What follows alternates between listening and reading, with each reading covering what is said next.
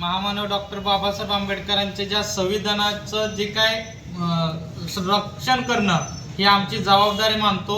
जसं आता हा विषय घेतला की डबल मतदान आहे आणि दोन्हीकडे पण इकडे पण आहे तिकडे पण आहे, त्यामुळं हे असंविधानिक काम जर असेल तर शासनानं ह्याच्यावर त्वरित कारवाई करावी। कारण जर शासनाचा आणि निवडणूक आयोगाचा जर अंकुश राहत नसेल या संविधानावर तर आमच्यासारख्या गरीब उमेदवारांनी नेमकं करायचं काय? मग हा प्रश्न असल्यामुळे इथं हुकुमशाही मोठी निर्माण होऊ शकते आणि गरीब जो उमेदवार आहे ज्याला एकच मताचा प्रत्येकाला करण्याचा अधिकार दिलाय त्याच्यावरती दडपण येऊ शकतं आणि ही प्रोसेस टेक्निकल समजून घेऊन लवकरात लवकर निर्णय घ्यावा आणि महामानव डॉक्टर बाबासाहेब आंबेडकरांची लोकशाही जिवंत ठेवावी ही एवढीच प्रामाणिक मी इच्छा व्यक्त करतो। अर्ज पाठीमागं घेण्याचा लास्ट दिवस होता, पण स्वाभिमानी आघाडीतील उमेदवारांना एवढे फोन करण्यात आले, पैशाचं आमिष दाखवण्यात आलं। खरं तर या प्रस्थापित पुढाऱ्यांनी डॉक्टर बाबासाहेब आंबेडकरांचं संविधान विकत घेतलंय की काय?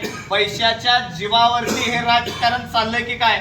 आमचे उमेदवार अजित पाटील असेल, त्याचबरोबर सोनतचे उमेदवार अलका ढगे असतील, त्याचबरोबर गिरडीचे उमेदवार वंदना घुटुगडे असेल, त्याचबरोबर जवळ्याचे शिवसेना उबाटा पक्षाचे उमेदवार जे आहेत मालोजी पाटील आहेत, त्याचबरोबर शेख केंगार साहेब, या सगळ्या उमेदवारांच्या वरती एवढं दडपण आलं, एवढं तुला असं करतो तुला तसं करतो, तुम्ही एवढं पैसे देतो तेवढं पैसे देतो। माझं एवढंच सांगणं आहे, जर पैसे द्यायचेच असतील तर प्रत्येक जो तुम्ही पैसे देताय ना सगळ्यांना, तर प्रत्येकाला तुम्ही काय करा, एक एक गाडी घेऊन द्या सगळ्यांना, 20-20 लाखाची प्रत्येक मतदाराला एक गाडी घेऊन द्या, एक क्रेटा गाडी घेऊन द्या, म्हणजे तुमचा पैसा योग्य ठिकाणी लागेल। अरे कशासाठी तुम्ही हे लागलाय?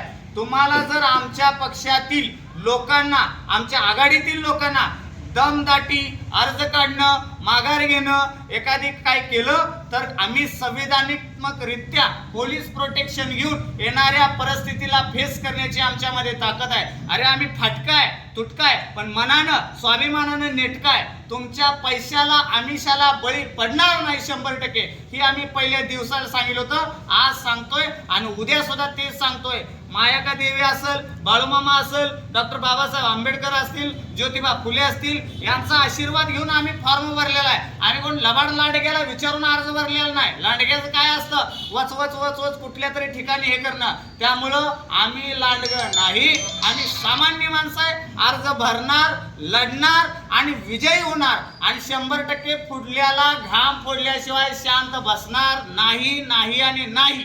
तुकडे गणातून बीएसपीचा तर माझी मागणी आहे की निवडणूक यंत्रणा जी आहे ती निष्पक्षपणे पातीपणाने काम केलेलं पाहिजे। त्यांनी की कुणाच्या याला भ्रष्टाचाराला वगैरे कोणत्याही खत पाणी घालू नये आणि जे 2-2 जागेला उमेदवारी अर्ज वगैरे भरू शकतात याची चौकशी झाली पाहिजे आणि जे चौकशांती सिद्ध होईल ते मान्य केलं पाहिजे सर्वांनी।